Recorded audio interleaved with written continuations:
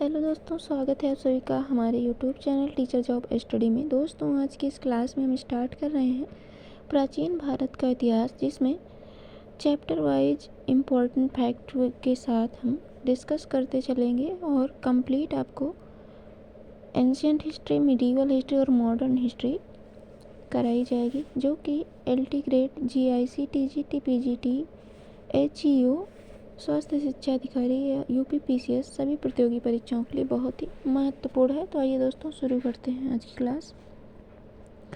आज हम बात करेंगे प्राचीन भारत के इतिहास की। तो पहला अध्याय है हमारा अतीत के अध्ययन हेतु काल विभाजन है। तो आइए दोस्तों देखते हैं। दोस्तों, अगर हम बात करें प्राचीन भारत की, तो यहाँ इसकी शुरुआत होती है प्रागैतिहासिक काल से। तो प्रागैतिहासिक काल जिस काल का मानव किसी प्रकार की लिपि अथवा लेखन कला से परिचित नहीं था, मानव उत्पत्ति से लेकर लगभग 3000 ईसा पूर्व का बीच समय इसके अंतर्गत आता है। पाषाण काल एवं ताम्र पाषाण काल के अध्ययन इसी के अंतर्गत आता है। दूसरा है आद्य ऐतिहासिक काल। आद्य ऐतिहासिक काल की बात करें तो जिस काल का मानव किसी न किसी प्रकार की लिपि से परिचित था, लेकिन वह लिपि अभी तक पढ़ी नहीं गई, जैसे कि हड़प्पा सभ्यता एवं वैदिक सभ्यता, इसकी लिपि जो है अभी तक पढ़ी नहीं गई है। तो जो प्रागैतिहासिक काल है, इस काल का में जो है किसी प्रकार की ना तो लिपि थी, ना तो लेखन कला, इन किसी चीज़ों से जो है मानव परिचित नहीं था।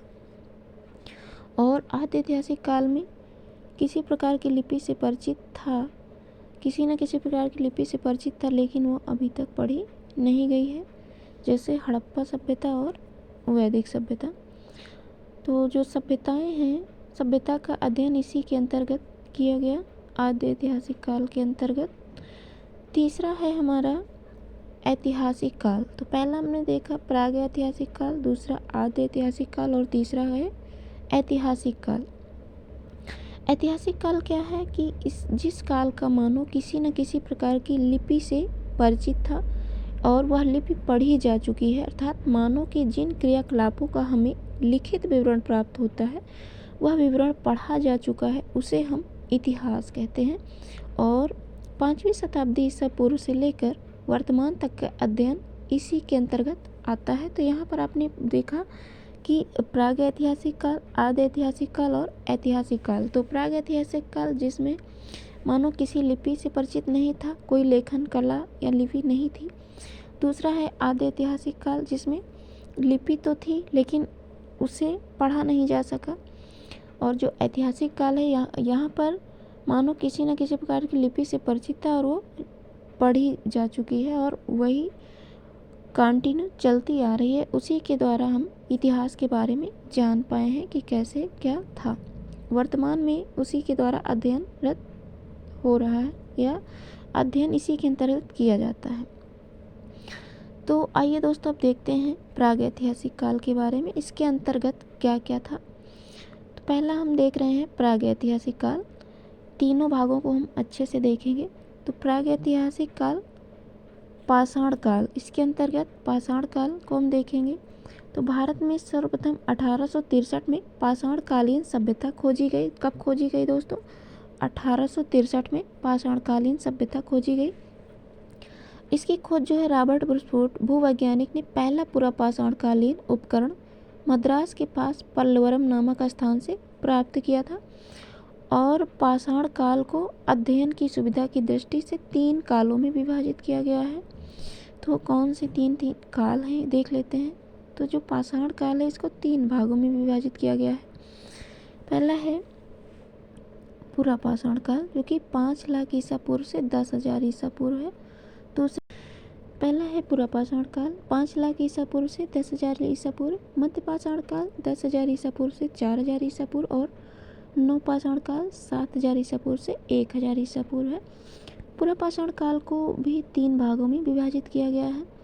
पहला है निम्न पूरा पाषाण काल, दूसरा है मध्य पूरा पाषाण काल और तीसरा है उच्च पूरा पाषाण काल। तो एक एक करके हम तीनों भागों को देखते हैं। तो आइए दोस्तों, सबसे पहले हम बात करेंगे निम्न पूरा पाषाण काल की। निम्न पुरापाषाण काल की बात करें तो इस काल में मानव जीवन अस्थिर था।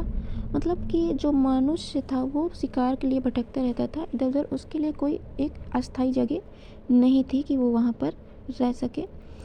और क्या था इसमें कि जो अपना भोजन के लिए वो इधर उधर भटकता रहता था, भोजन संग्रह करता था। और इस काल के जो उपकरण होते थे, इस काल में जो उपकरण थे जिससे वो शिकार करते थे, हैंड एक्स था और चापर चापिंग एवं पेबुल उपकरण थे जिससे वो शिकार करते थे। भारत की निम्न पुरापाषाणकालीन संस्कृति को दो वर्गों में बांटा गया है।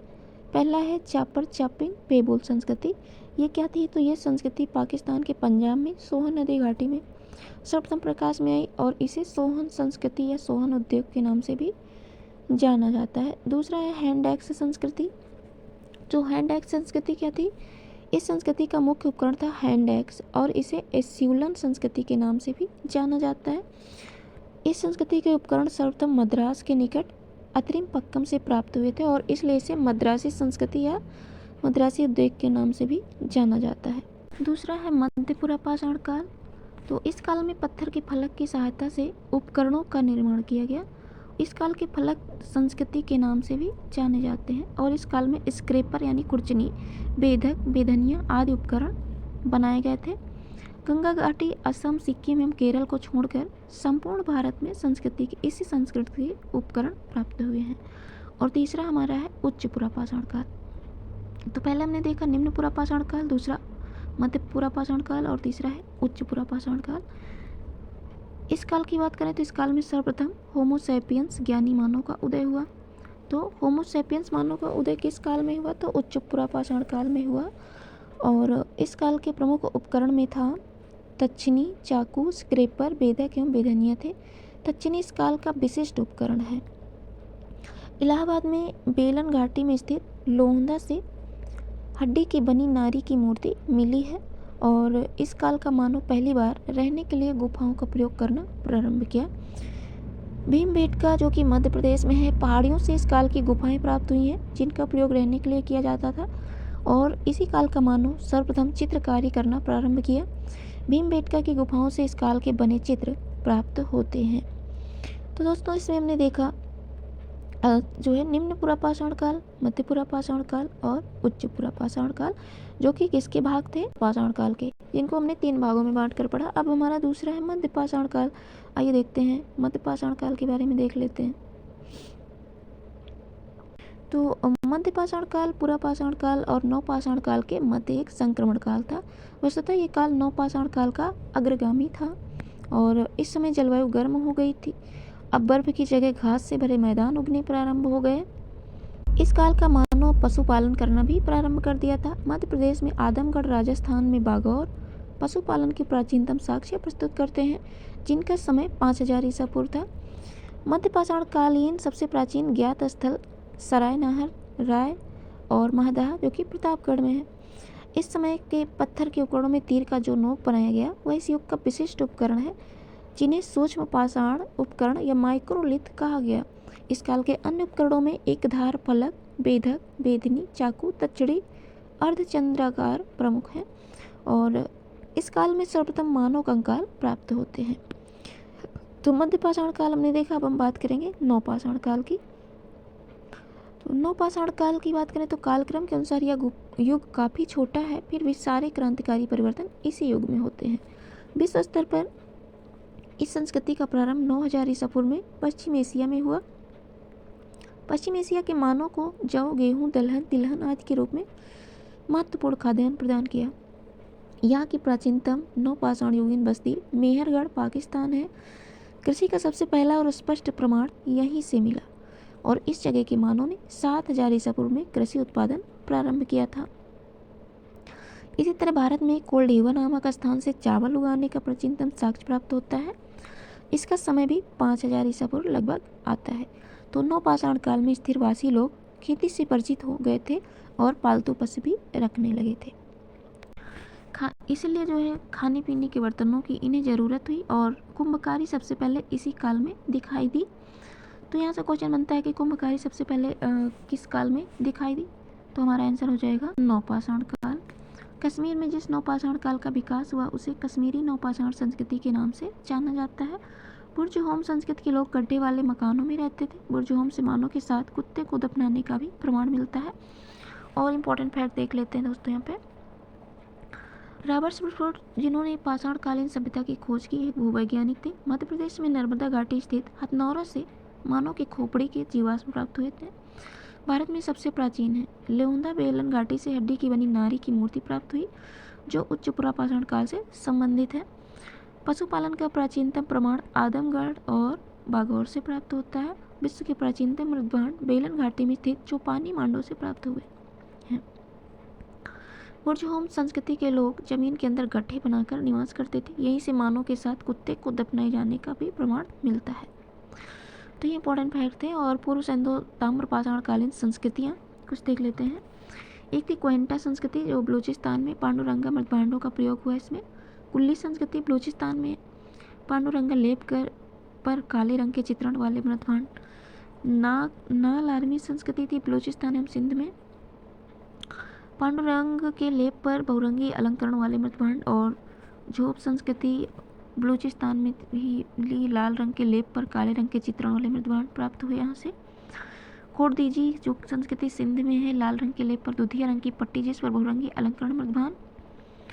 और पूर्वी हड़प्पा संस्कृति पंजाब में लाल या बैंगनी रंग के पाकिस्तान में जो है लेप पर काले रंग की धारियों वाला मृदभांड यहाँ से प्राप्त हुआ है।